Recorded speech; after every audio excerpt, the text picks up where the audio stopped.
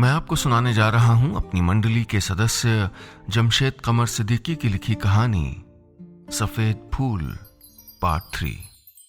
इस कहानी के पहले 2 हिस्सों में आपने सुना कहानी का नायक 3 साल पढ़ाई करने के बाद इंग्लैंड से भारत लौट रहा है।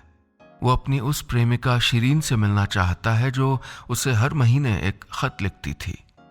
लेकिन कहाँ है शिरीन और क्या उससे मुलाकात हो पाएगी?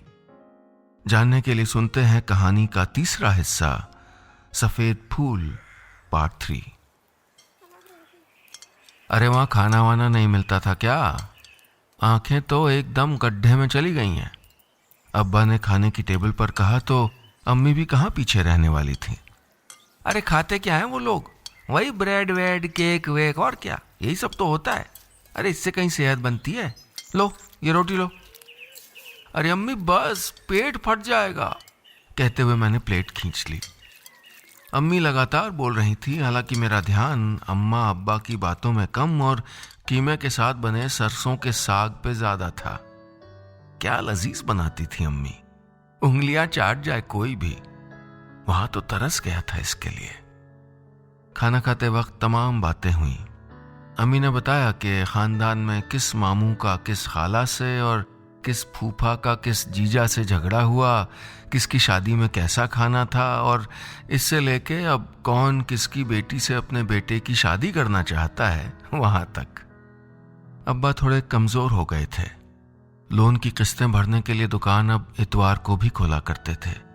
7 दिन काम करने की थकान उनके चेहरे पर साफ दिख रही थी। उसी रात में अपने कमरे में पहुंचा तो लगा जैसे बीता हुआ वक्त वापस लौट आया हो। वो कमरा जिसे मैं जैसा छोड़ गया था वो अब तक वैसा ही था। सामने की दीवार पर लगी हुई मेरी खींची हुई तस्वीरें जिन्हें अब फ्रेम करवा दिया गया था। एक तरफ रखा मेरा पुराना कैमरा, सामने रैक पर करीने से सजी मेरी पसंदीदा वीडियो कैसेट्स और खुलने बंद होने वाले लकड़ी के कवर में रखा टीवी जिसके नीचे एक वीसीआर भी था। सब वैसा ही जैसा मैं छोड़ गया था। मेरी नजर सामने वाली अलमारी पर पड़ी, वो शीशम की अलमारी जिसमें मैं 3 साल पहले तक अपना सबसे कीमती सामान रखा करता था। मैंने अलमारी खोली तो वो सामान वैसा ही रखा था। पुराने ताश के पत्ते, कुछ किताबें, हॉलीवुड के डायरेक्टरों के पोस्टर्स, कुछ पुराने फ्रेंडशिप बैंड और एक स्क्रैप बुक जो कॉलेज के वक्त में दोस्तों से भरवाया करते थे। और हाँ, किनारे एक कागज भी था। वो कहकशां के हाथ से बना बर्थडे कार्ड था जो उसने मुझे मेरी सालगिरह पर दिया था। पीछे कोई कविता भी लिखी थी जो न मैंने तब पढ़ी थी न आज। उसे वापस वहीं रखकर मैं स्क्रैप बुक लेकर बिस्तर पर लेट गया और पुराने दोस्तों की लिखावट पढ़ने लगा।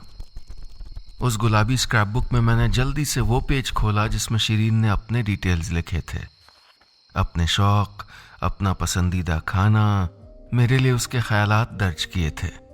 नाम Shirin Mustafa, favourite colour colour of sky, favourite dish mummy के हाथ का कढ़ी चावल, मेरे लिए आपकी दोस्ती क्या है बेशकीमती। मेरी आंखें नींद से भारी हो रही थीं। सफर की थकान जिस्म पर हावी हो रही थी। कब मेरी आंख लग गई पता ही नहीं चला। अगली सुबह का सूरज जिंदगी में एक नई ताजगी लेकर आया था। आईने के सामने खड़ा हुआ मैं अपने सबसे पसंदीदा कपड़े पहनकर बाल संवार रहा था। मैंने बैग से खतों का वो महकता हुआ बंडल निकाला जिसमें शिरीन के लिखे खत थे। मैंने खत में लिखा हुआ उसका पता एक अलग कागज पर नोट कर लिया। इसी पते पर मुझे शिरीन से मिलने जाना था। वो साउथ दिल्ली के साकेत का एड्रेस था, B41 दयाल एनक्लेव साकेत। मैंने कागज जेब में सावधानी के साथ रख लिया और फिर वो पैकेट भी ले लिया जिसमें मैं शिरीन के लिए कुछ तोहफे वगैरह लाया था। साकेत पहुंचने में आसानी रहे इसलिए मैंने अब्बा का वो स्कूटर ले लिया जिसे बिना एक तरफ झुकाए स्टार्ट करना किसी चैलेंज से कम नहीं था। खैर, गिफ्ट स्कूटर की डिग्गी में डाले और चल दिया। दयाल एनक्लेव बहुत दूर नहीं था। मुझे स्कूटर से सिर्फ 18 मिनट लगे। भाई साहब, ये B41 कहाँ पड़ेगा? जी, दयाल एनक्लेव में ही। Thank you. मैंने स्कूटर एक चौड़ी सी गली की तरफ बढ़ा दी और गुजरते हुए मकानों की नेम प्लेट पर नजर गड़ाने लगा। B31, B39, B40 और ये रहा B41। मैंने स्कूटर साइड में लगा दिया और उस 2 मंजिला शानदार मकान को गौर से देखा। वो एक खूबसूरत घर था जिसके गेट के किनारे किनारे काफी फूल पत्तियों से सजावट थी। दीवारों पर बने झरोखे पर नक्काशी थी और गेट पर एक बड़ी बड़ी मूंछों वाला दरबान खड़ा था। सुनिए, यहाँ पर शिरीन मुस्तफ़ा रहती हैं, उनसे मिलना था। वो मैं उनके कॉलेज में था तो वो क्या नाम बताया? उस दरबान ने भवें टेढ़ी करते हुए कहा तो मैंने जल्दी से कहा, शिरीन मुस्तफ़ा यहीं रहती हैं, ये देखिए ये पता है। मैंने उसकी तरफ पर्ची बढ़ाई तो उसने पर्ची को गौर से देखा। पता तो सही लिखा है, घर तो यही है, लेकिन इस नाम का तो यहाँ कोई नहीं रहता। उस दरबान ने मेरी तरफ देखते हुए कहा तो मैं अपनी हड़बड़ाहट छुपाते हुए नकली मुस्कुराया। अरे ऐसे कैसे हो सकता है, जब यही पता है तो यहीं रहती होंगी ना। नहीं जी, यहाँ शिरीन नाम की कोई मैडम नहीं रहती हैं। ये घर तो तालुकेदार फैमिली का है और आज से नहीं 15 साल से उन्होंने बनवाया था। हम भी तभी से नौकरी कर रहे हैं। मेरी आंखों के आगे अंधेरा छाने लगा। शिरीन वहां नहीं थी तो कहां थी? वो कहां चली गई थी? मेरी समझ में कुछ नहीं आ रहा था। मैंने आसपास के लोगों से पूछताछ की, शिरीन के दुबई से होने वाली बात भी बताई तो भी कोई जानकारी नहीं मिली। दोपहर तक काफी पूछताछ के बाद भी जब कुछ हाथ नहीं लगा तो मैं स्कूटर स्टार्ट करके अपने कॉलेज के सबसे करीबी दोस्त ईशान के घर पहुंचा। ईशान, मैंने बाहर से ही आवाज दी। ईशान, दूसरी आवाज दी ही थी कि बालकनी से ईशान ने झांका। अरे अबे तू, कहते हुए सीढ़ियों से तेजी से ईशान नीचे आया और गले से लग गया। कैसा है यार, कब आया? ईशान से मिलकर मुझे भी अच्छा लग रहा था। थोड़ी देर यहाँ वहाँ की बात करने के बाद मैंने उसे सारी बात बताई तो वो बोला, ये कैसे मुमकिन है यार, खत पे पता वही लिखा है तो वहीं से आता होगा ना। हाँ, लेकिन वो दरवान कह रहा है कि वहाँ उस नाम की कोई लड़की कभी रही ही नहीं भाई। मैंने कहा तो वो बोला, ये तो बड़ी अजीब बात है, तुम तो इसी शहर में रहते हो, कभी उसके बारे में कुछ सुना हो, कहीं देखा हो?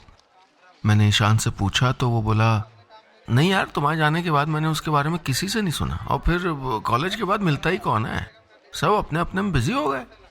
अब खुद को ही देख लो, ये मामला ना होता तो आते तुम मेरे पास। उसने कहा तो मैं थोड़ा झेप गया। हालात उस वक्त किसी पहेली की तरह हो गए थे।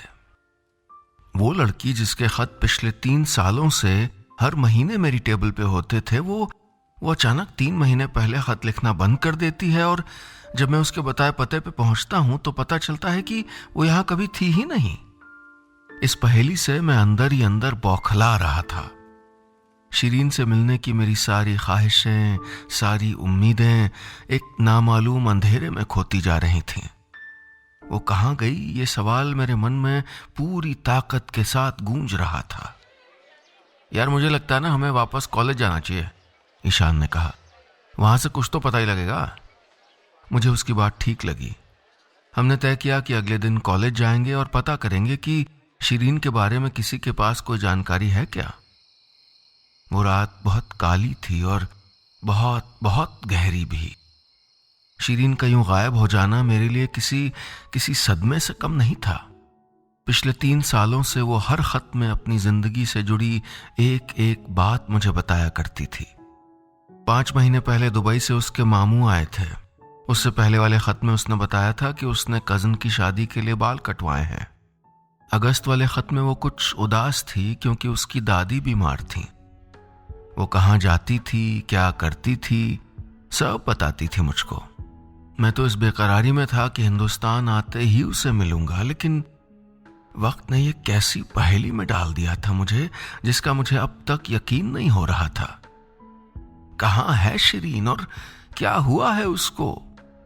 ये सवाल मेरे जहन में लगातार कौंध रहे थे।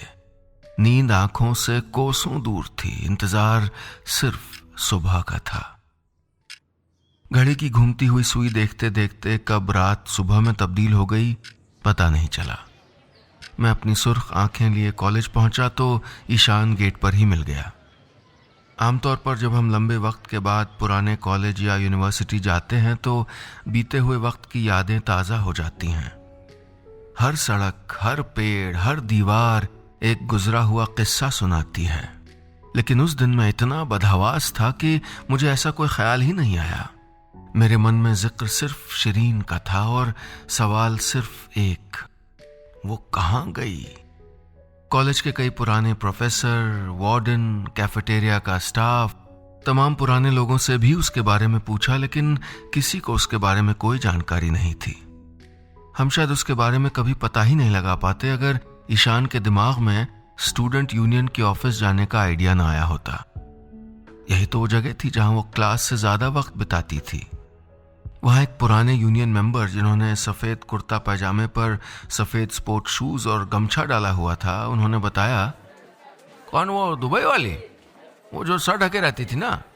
मैंने हड़बड़ी में कहा, हाँ वही। मैंने ऐसे कहा जैसे मुझको सब कुछ वापस मिलने वाला हो। वो बोले, वो तो चली गई थी वापस दुबई, उसी साल रिजल्ट आने के बाद। तुम इंग्लैंड गए, वो दुबई गई, तब से कहाँ वापस आई भाई वो? मैं हैरान सा खड़ा था। ऐसा लग रहा था जैसे मैं कोई किरदार हूं और कोई सस्पेंस की कहानी चल रही हो। जिंदगी मेरे साथ क्या तमाशा खेल रही थी, कुछ समझ नहीं आ रहा था। मैं अपनी फटी हुई आंखों से ईशान को देख रहा था, इस बात से अनजान कि इस कहानी में अभी एक और मोड़ आना बाकी था। दोस्तों, ये था मेरी मंडली के सदस्य जमशेद कमर सदीकी की लिखी कहानी सफेद फूल का तीसरा हिस्सा। जब शिरीन उसी साल दुबई लौट गई तो 3 महीने पहले तक उसे वो खत कहां से भेज रही थी, और इन 3 महीनों में क्या बदल गया था जो उसने खत लिखना बंद कर दिया था? क्या उसने ऐसा कहकशां के कहने पर किया था? जानने के लिए सुनिएगा कहानी का चौथा और आखिरी हिस्सा, सफेद फूल पार्ट 4।